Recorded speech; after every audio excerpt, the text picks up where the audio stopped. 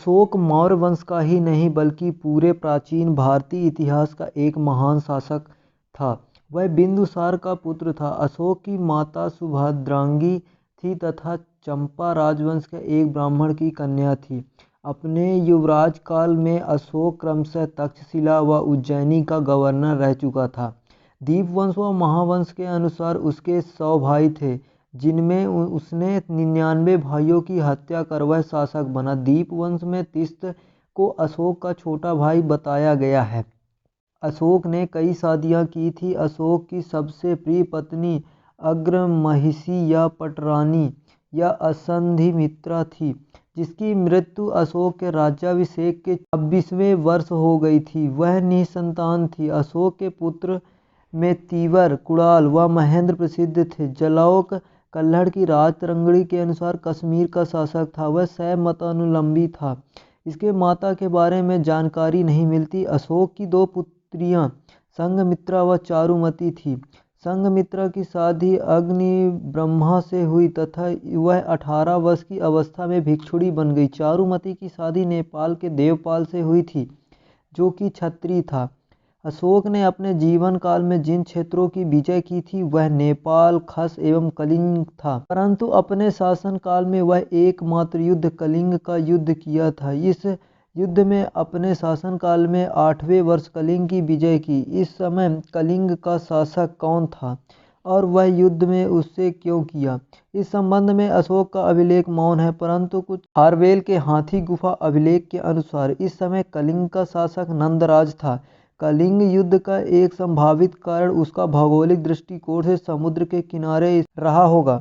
इस पर नियंत्रण स्थापित कर अशोक अपने राज्य के लिए महत्वपूर्ण आर्थिक लाभ प्राप्त कर सकता था। दूसरा कारण उड़ीसा के अच्छे किस्म के हाथी पाया जाता था, जिसको प्राप्त कर वह अपनी हस्त सेना को शक्तिशाली बना सकता था। इस युद्ध की विभीषिका को देखते हुए अशोक का मन द्रवित हो उठा और इस युद्ध में लगभग 1.5 वर्ष के बाद उसने बौद्ध धर्म को अपना लिया। कल्हड़ की राजतरंगिणी के अनुसार बौद्ध धर्म को अपनाने के पूर्व वह शैव मतानुयायी था। यद्यपि अशोक अपने भाई सुमन या सुसीम के पुत्र नेग्रोध के प्रवचन सुनकर बौद्ध धर्म के प्रति आकर्षित हुआ, परंतु बौद्ध धर्म में उसे दीक्षित करने का श्रेय बौद्ध भिक्षुक उपगुप्त को जाता है। बौद्ध धर्म को अपनाने के पश्चात अशोक ने इस धर्म के विकास हेतु कुछ महत्वपूर्ण कार्य किए थे, जो कि निम्न प्रकार के हैं। पहला, तृतीय बौद्ध संगीति का आयोजन पाटलिपुत्र में कराया गया। दूसरा, बौद्ध धर्म का अंतर्राष्ट्रीयकरण पहली बार अशोक के काल में ही हुआ। तीसरा है बौद्ध धर्म में प्रचार हेतु विभिन्न प्रचारक दलों को भेजा। फिर चौथा है स्तूपों का निर्माण करवाया और स्तंभ खुदवाए। तृतीय बौद्ध संगीति में ही उन्हीं बौद्ध भिक्षुक को भिक्षुओं को भाग लेने की अनुमति थी, जो कि महात्मा बुद्ध की मूल शिक्षाओं पर बल देते थे। इस संगीति में बौद्ध धर्म को स्थविरवाद शाखा को बोलबाला रहा है, जिसका उपासक अशोक था और उसके महात्मा बुद्ध की मूल शिक्षाओं पर आधारित था। अशोक ने जिस समय महेंद्र व संघमित्रा को ताम्रलिप्ति बंदरगाह में श्रीलंका भेजा था, उस समय श्रीलंका का शासक तिस्त था, जो कि अशोक की नीतियों से इतना अधिक प्रभावित था कि उसने अशोक के समान ही प्रियदर्शी की उपाधि धारण की थी। तिस्त ने भारत में उस पीपल वृक्ष की टहनी को भी मंगवाया था, जिसके नीचे महात्मा बुद्ध का ज्ञान प्राप्त हुआ था।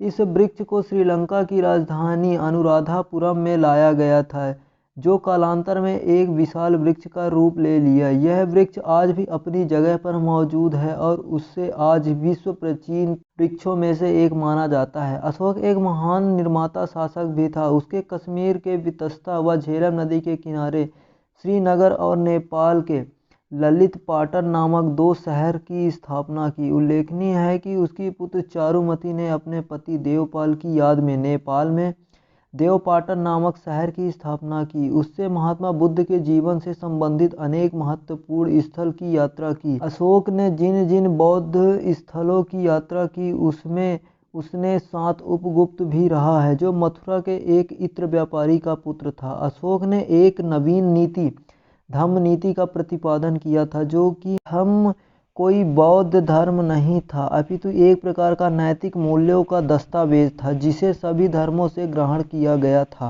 Tell me pretty lies, look me in the face, tell me that you love me, even